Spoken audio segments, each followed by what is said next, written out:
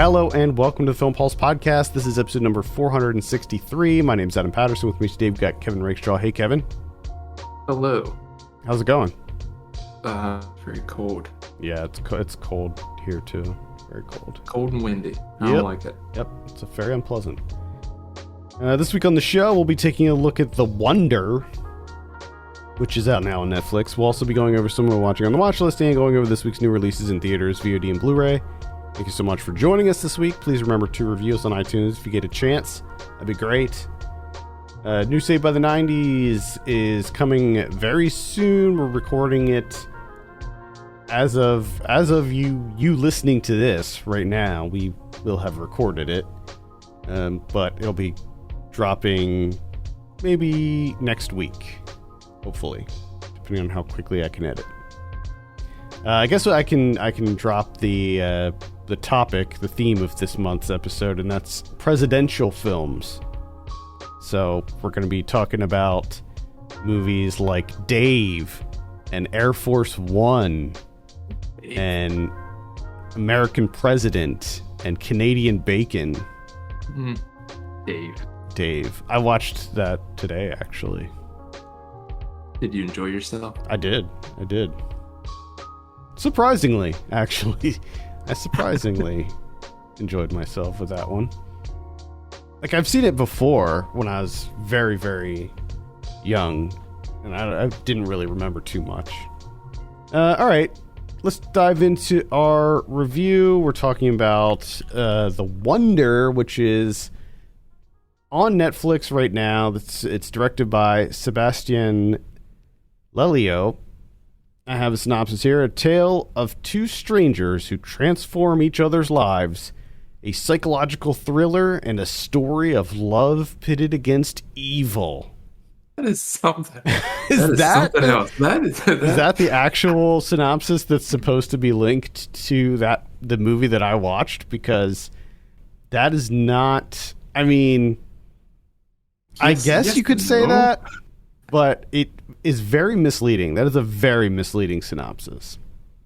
Like, that synopsis started out like this is an inspirational, Hallmark movie almost, and it's not that.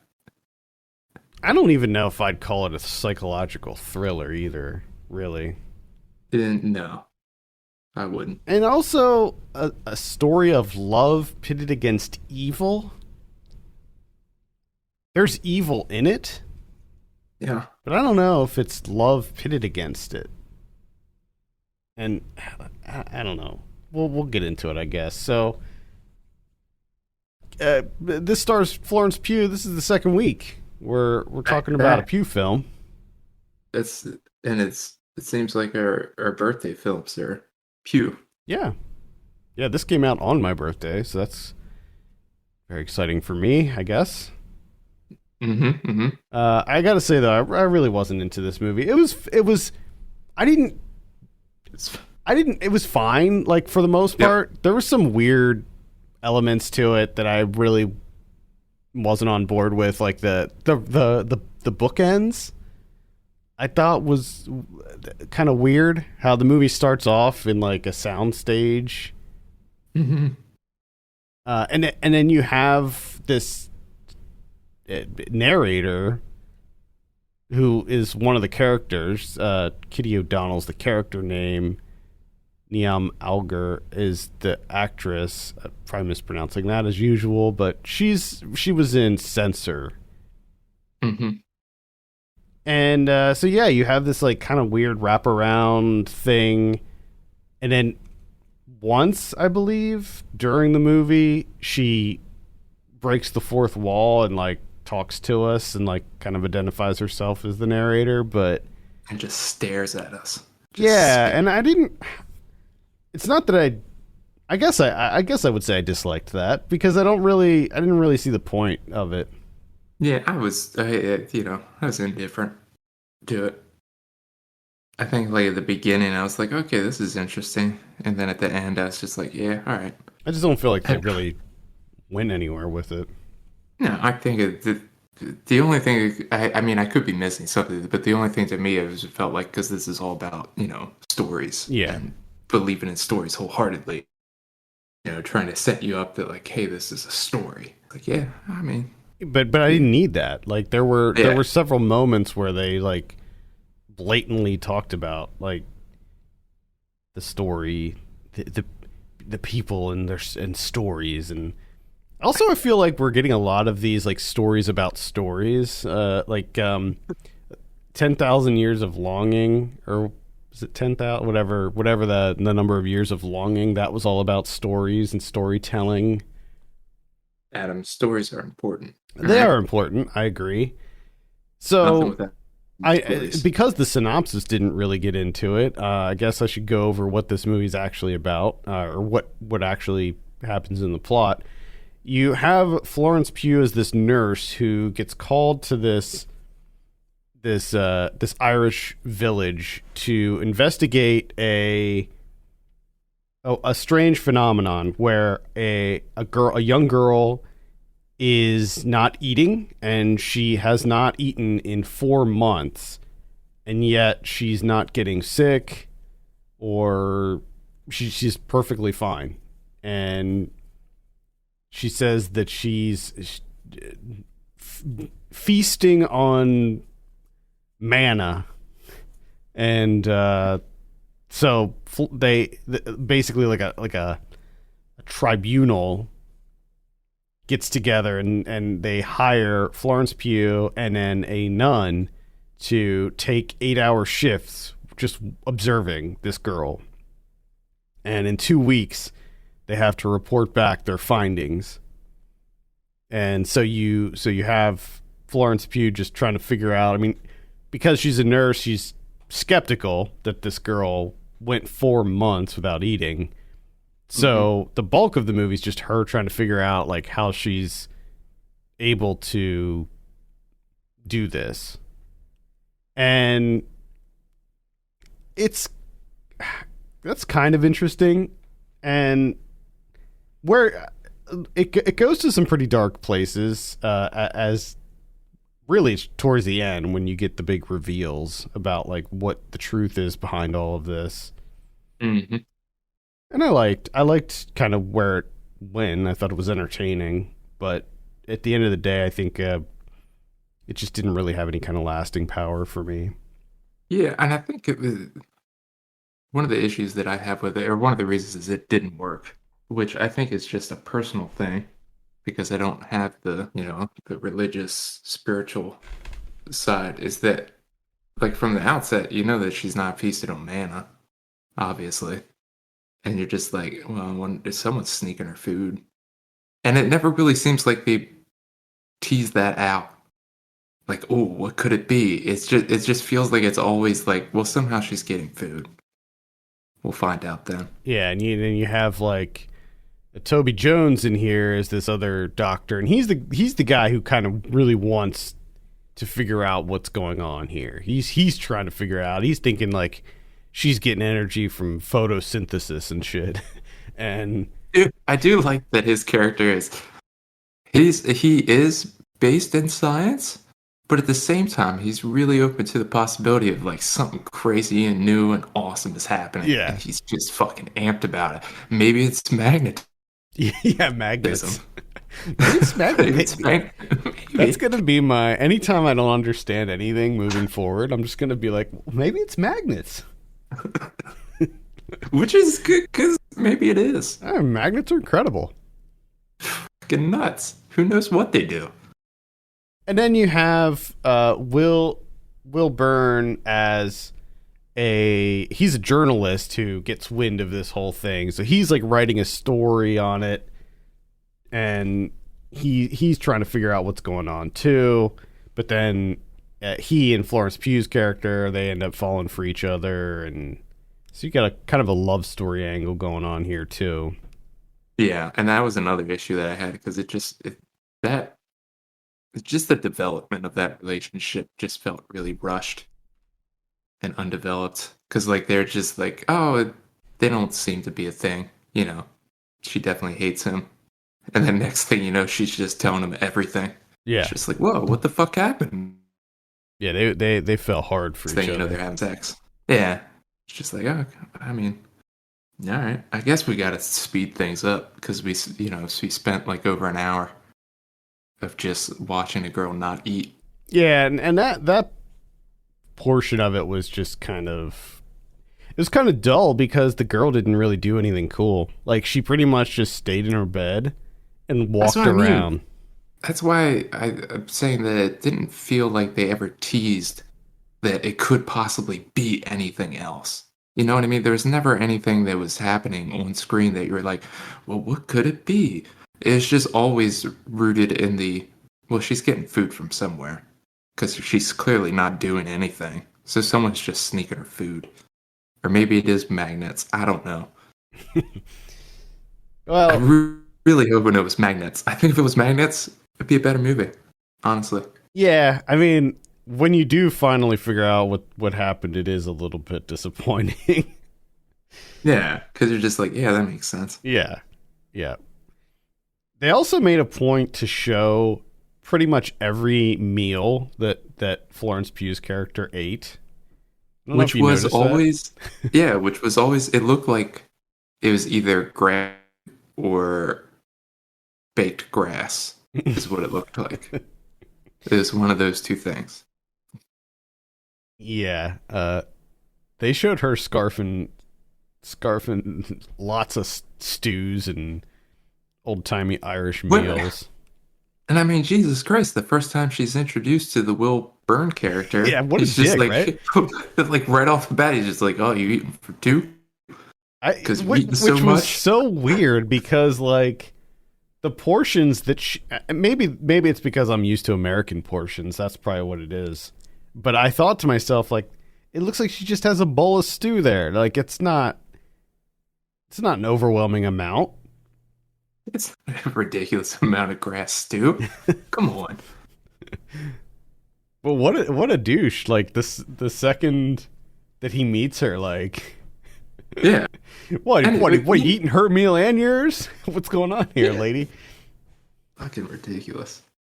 And that's what he starts out with, that he knows that the follow-up is going to be, hey, can you help me write this story? Because I don't have any information. Yeah, Like, come on, man. like he's approaching her to ask for her help with this. Yeah.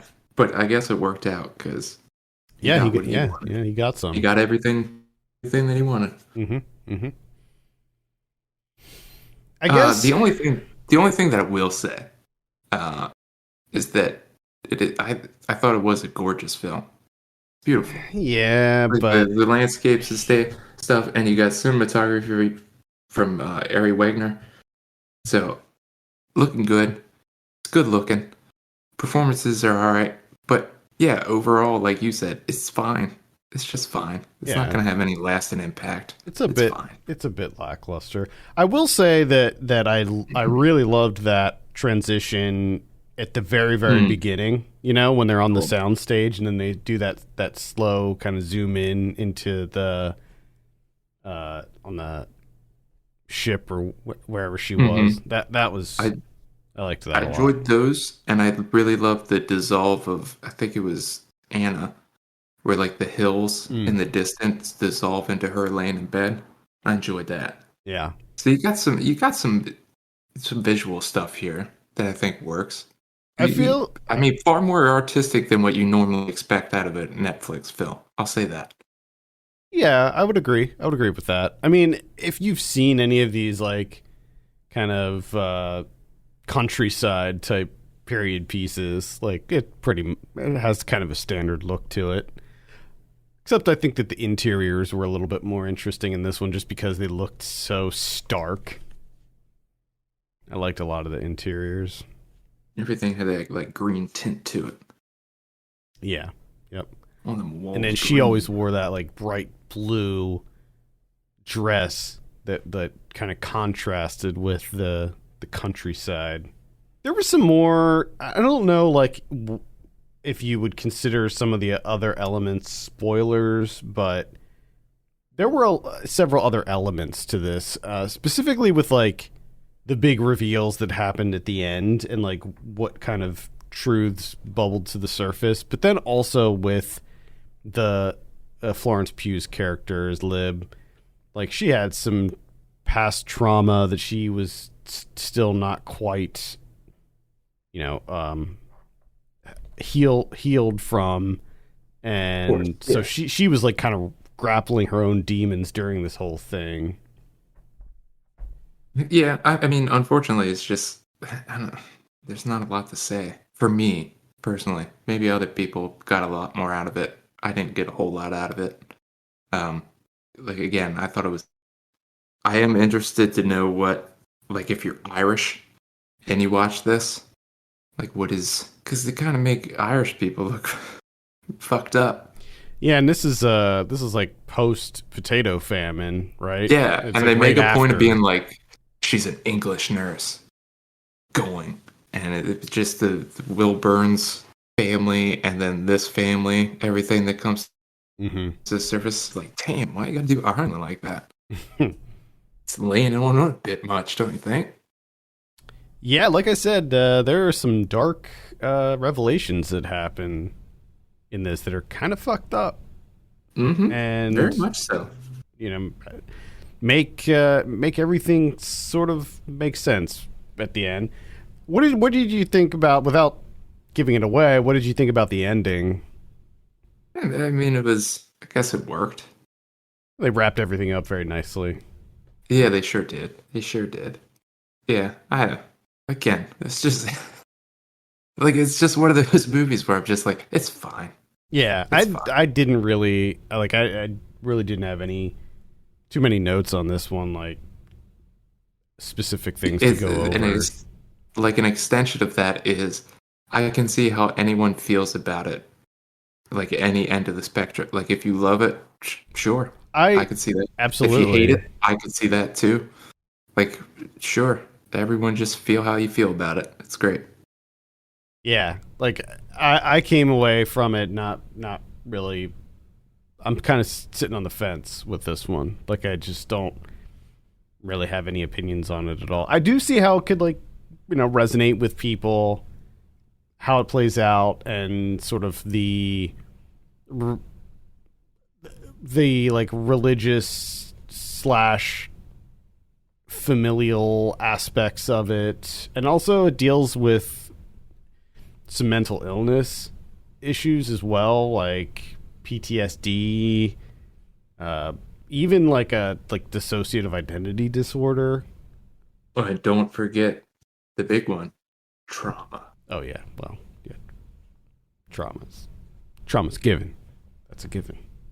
Yes. So yeah, like it deals with topics that I think, again, could resonate with a lot of people. It didn't really hit for me. I just thought it was average and,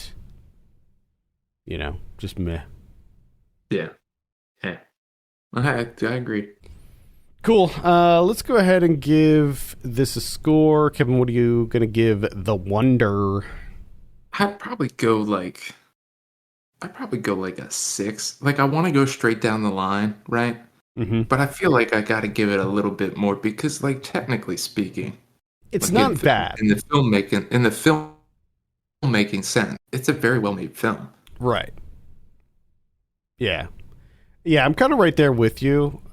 I feel like a 6 is probably right around where I'm sitting too. I just feel like a 5 is a bit too, Yeah. but by Rotten Tomatoes standards, a 5 is a rotten. And I just I don't know if I wouldn't say that it's rotten. I wouldn't say it's rotten. All right, let's move on. Talk about some of what we've been watching. Again, The Wonder is on Netflix if you're interested.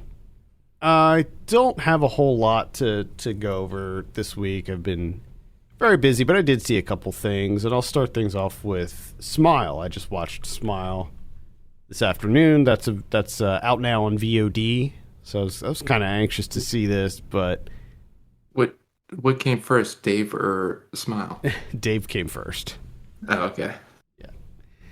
So this is directed by Parker Finn. I'm sure that you're familiar with this by seeing trailers or the viral marketing campaign that was surrounding this, which was actually quite cool. I thought. I like it when movies do, goofy, goofy marketing campaigns. The movie itself, it was fine. I didn't hate it. I didn't love it. It was this was another one that was like kind of straight down the middle for me. I'd probably give this one a 6. Also, it was not nearly as kind of creepy or scary as I kind of hoped it would be, and that's largely due to the fact that most of the early scares you see in the trailer. So I feel like this is a case where the trailer gave away far too much.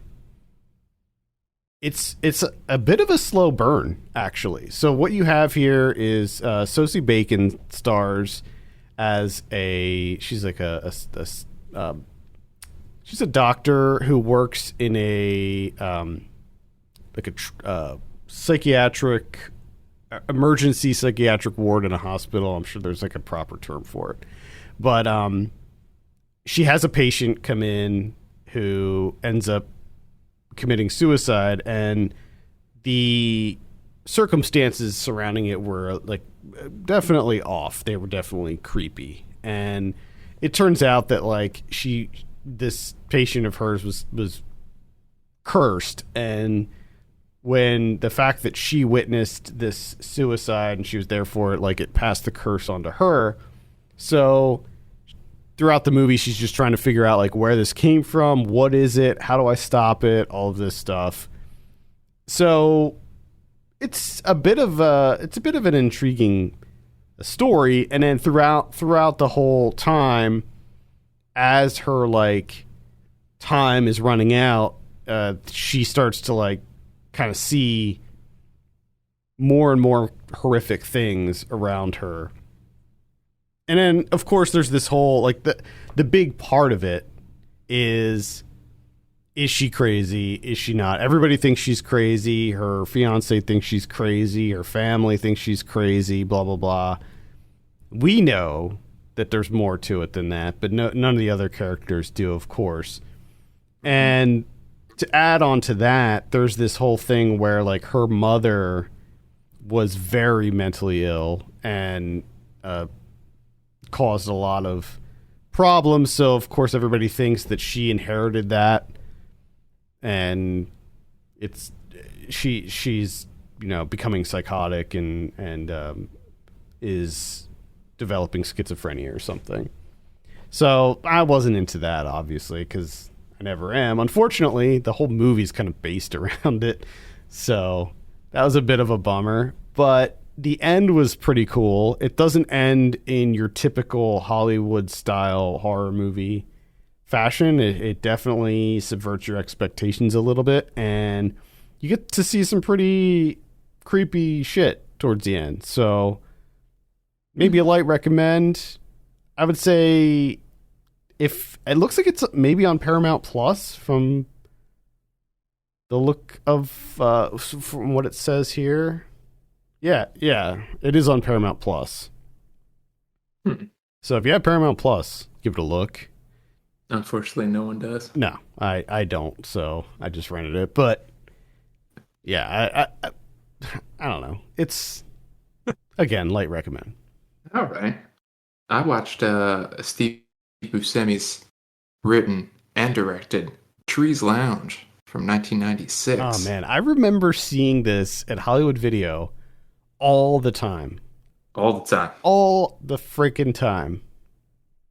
And this has been my wife's watch list for, I think, since Letterboxd was a thing. So I've seen it numerous times, just over and over and over again. Well, I finally watched it because it's on Tubi. You watch it on there. So Steve Buscemi, he plays Tommy, and Tommy is an alcoholic. He lives in this small apartment above the Trees Lounge, and he always drinks at the Trees Lounge. And he's just, most of his day is spent in and around the Trees Lounge. Okay? It's one of those slice of life type films. He's recently lost his job. He's lost his girlfriend. He's pretty much just lost all of it. He's just kind of a loser. Except he doesn't realize that. But as the movie goes on, I think he starts to starts to recognize that fact that he's pretty much a loser. And one of the things that kind of makes this happen, it makes him come to this realization, is that he gets involved with his ex-girlfriend's 17-year-old niece, who's played by Chloe Sevigny. So you have her in there, you got Carol Kane, you got Samuel L. Jackson shows up for a little bit, you got Kevin Corrigan, Seymour Cassell, Michael Imperioli, like just a bunch of people in this. So he gets involved with his niece, or his ex-girlfriend's niece, and it's just, gets him in trouble. And then he kind of comes to a realization. If you like those types of movies where it's just kind of, all these ancillary characters and just not really a plot to the film, just kind of, day to day, what a nobody's doing with their life, it works pretty well. And especially because it's Steve Buscemi. I think that helps a lot. If it was someone else, because you spend all your time with this loser, so it's got to be a somewhat likable loser. Mm-hmm. And I mean, he's not likable, because as soon as the niece thing starts, you're just like, this is disgusting. Mm-hmm. This fucking guy. But I would definitely give it a little light recommend. Maybe leaning a little bit heavier on the light. I'd say like this is like one of the, if you're thinking about like the 90s indie film scene, this is like definitely one of those. Like this fits that to a T. Oh, it is to the T. 90s independent cinema with Steve Buscemi. So if you're into that kind of thing, you'll fucking love it. If you're not, just steer clear. Steer clear of it. The only other one that I saw this week was called Hell High, and this is from 1989, directed by Douglas Grossman. It's a horror movie, but it's, I would say, like a really light horror movie. It's mostly just like a teen high school kind of drama. What you have here is, it says here, a teacher with a paranormal gift and a dark past. I don't know anything about that, because the teacher in this definitely doesn't have a paranormal gift, as far as I can tell. Huh. So what you have here is a class, a group of like misfits, I guess. They go out to play a prank on a teacher who is unwell. She's like mentally just barely hanging on. And this prank that they do causes her to, like, first of all, they almost kill her. And then that causes her to have kind of a psychotic break and go after them and try to kill them. It's okay. It's not what I expected. I was kind of expecting this to be a slasher because it's called Hell High, and the tagline is, "The teachers are tough, but their exams are murder." Oh no! And I was like, "Oh man, this is like an 80s. This looks like an 80s high school slasher movie that I haven't seen." And it's not really that. It's definitely different. I enjoyed it. I thought it was entertaining. I mean, it's pretty much exactly what you would expect from an 80s slasher, minus the slasher. There's definitely murder in it, but it's all very kind of not great, and it happens at the end, and it's kind of low budget looking. The makeup effects are not very good in this at all. In fact, they're horrible. And some of the actions of the characters don't make a whole lot of sense at all. Like Christopher Stryker's character, some of the shit that he does is just so, like, even like a dickhead type character wouldn't do some of the stuff that he does. It just doesn't make a lot of sense. But yeah, I don't know. It's fine as far as like 80s horror movies go. Like, I was in the mood for one. This definitely fit the bill. This is on Arrow's streaming service. I just I saw that you watched this, that it was in your diary, and I pulled it up and I was reading it, and I'm like, oh, this sounds pretty fucking cool. And then everything that you just said, now I'm just super confused It's because it sounds like the synopsis on Letterboxd is lying to us. yeah, I mean, it's it's sort of true, but this all happens at the very, very end of the movie. Like the whole synopsis is the very last scene, pretty much. Everything that builds up to that is just a bunch of kids, like like they do this like big prank at the football game, and they like drive the car out onto the field during the football game, and then they're pulling some pranks on some other people, and they're messing around with the coach, and it's like a high school drama up until the end when they decide to go Yeah. after this teacher. It's very strange. It sounds like it. I'm definitely not interested. I Nah, was, I nah, was, and I'm happy that you told me about it because now I can not put it on my list. nah. I don't think you would like dislike it or anything, but there's just nothing you wouldn't get anything out of it. Yeah, just sounds like a waste of my time. I'm about to talk about a movie that didn't waste my time because first things first, it's only 79 minutes, so it didn't take up that much of my time to begin with. Hell yeah. And then on top of that, it didn't waste any of it because it's very economical this runtime, and screenplay pretty damn good. And that's Abraham Polanski's Force of Evil from 1948. This is a 40s noir movie with John Garfield playing Joe Morse. Now, what Joe Morse, he's working for this guy Tucker. Tucker, he's doing the big time like small numbers racket type deal. Everybody's putting like pennies and nickels and stuff on if the number's going to come up.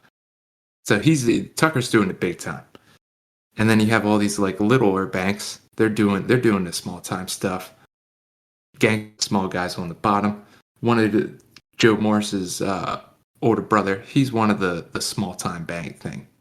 He's running those because he doesn't want to get involved with all the gangsters. It's just too much violence and everything. So he doesn't want a part of that. But Joe Morse is going to work with his client Tucker, where things get a little dicey because he's supposed to be his lawyer. He's going to work with him. They got it set up that they're going to put all the banks out of business, and essentially what they're going to do is they're consolidate all those banks into one thing, just one bank, one organization that runs all the numbers. And they're just going to be raking in cash left and right. As you can imagine, it's a noir film from the 40s, so things don't go as planned. And people get caught in tough situations. We got guns being pulled out, shootouts in the dark. It's just such a good time. It's exactly what I wanted because I was like, I'm in a noir mode here. I want to watch an old one, black and white. I just want the old style stuff, and it's exactly what I wanted. And not only is the writing good, and it's very brisk and just kind of straightforward and gets to the point in and out, but it's also shot very well too. So it's also gorgeous. So I definitely can recommend Force of Evil, which I watched on the Criterion channel. Nice. And it looks like it's on Plex. Whatever the fuck Plex is. Plex is it's a home media server. It's like a local media server, but it also No, they films also on have like there. a I thought free that was just. what? Huh. I said I knew. I didn't know that they had films now. Yeah, they that's a relatively new thing, and it's always free too. So they have like a their own streaming service that you can like watch the stuff directly from your Plex app or whatever. Interesting. And they have a pretty robust lineup. Like it's pretty good, and it's ad supported, so you there's ads, but they're all free. Interesting. Well, if you got Plex, check out Force of Evil. All right, let's take a look at what we have in theaters this week. The only one I see here is Bones and All. You excited for Bones and All? Oh yeah. There's also one that's coming out called Devotion. Gotta look it up. It looks like What a is fighter Devotion? pilot. Fighter pilot movie with Okay. Jonathan Majors Yeah, that's right. and Glenn Powell.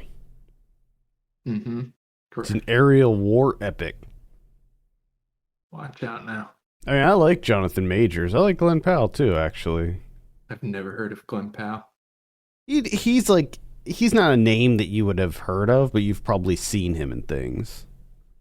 He looks like a default person.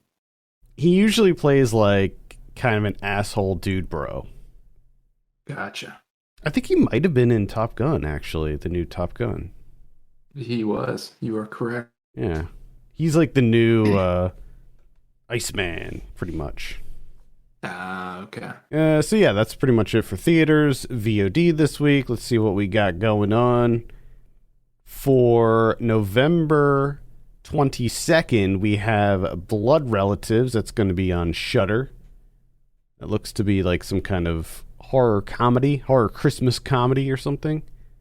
Oh boy. This is starring, written and directed by Noah Segan, and he plays a vamper. He plays a 115-year-old Yiddish vampire.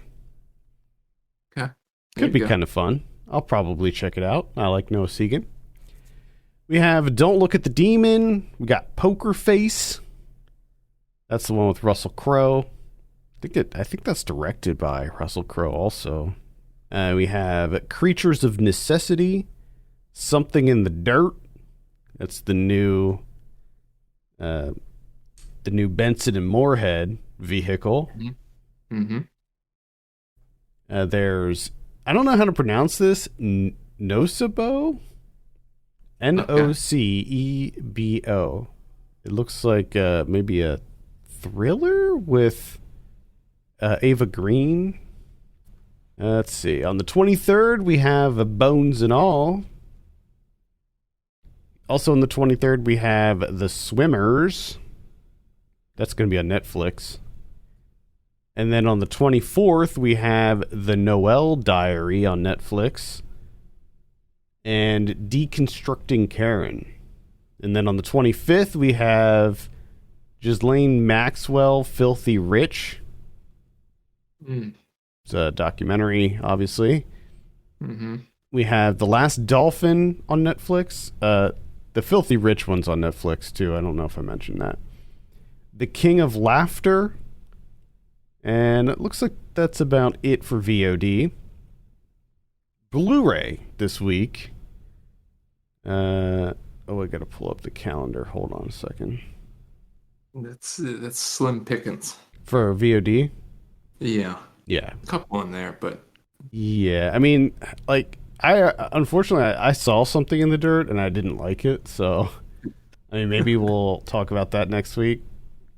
But I'm definitely not going to rewatch it. So it's just going to be based on my memories of it from a couple months ago.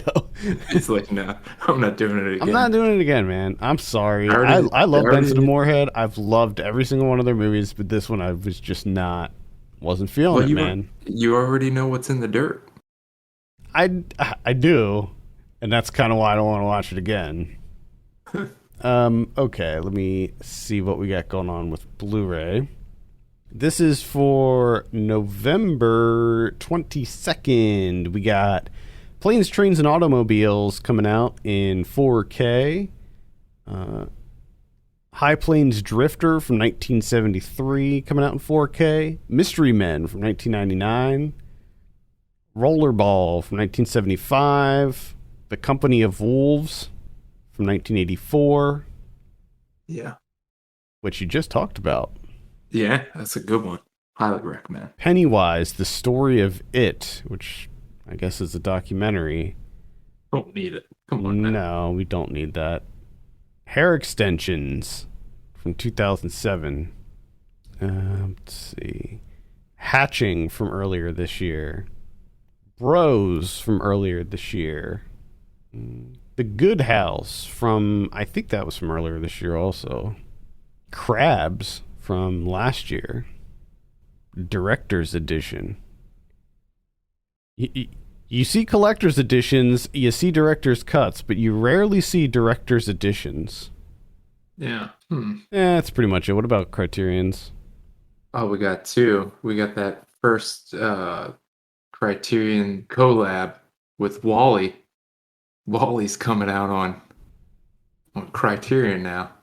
I think this is cool because I think that Disney films absolutely should be on Criterion, just because, you know, the whole kind of point of the Criterion is like important and influential films. And I think that obviously Disney plays a role in that. I think that Wall-E, I don't know if that one, I mean, it was a great movie, don't get me wrong. Well, But it's on Criterion. I don't know if they're And like. it's got, Sorry, go ahead.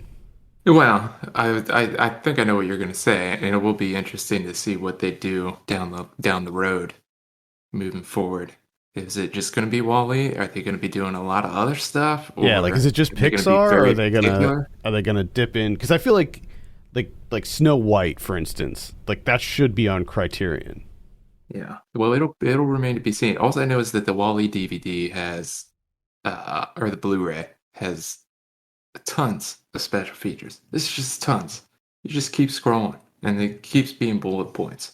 It's ridiculous. Well, this is good too, because I feel like a lot of the Disney and Pixar Blu-ray releases are very lacking. Like, maybe not compared to like some things, but I guess there's like a certain expectation you have with those releases where they have like a lot of bonus content, and yeah, I think a lot of them are just kind of lacking. And good, then the other one is Spike Lee's Malcolm X. Continuing that Spike Lee journey. That's right, and they got a bunch of new conversations, new interviews, all sorts of stuff on there. So, two biggies. Very good, very nice. All right, I think that's going to do it for this week. Thank you so much for tuning in. You can send us your questions and topics to podcast@filmpulse.net. You can follow us on Twitter @filmpulsenet and @filmpulsekevin. And if you have a minute, consider giving us a review on iTunes. That'd be great. For Kevin Rickshaw, my name is Adam Patterson. We'll see you next week.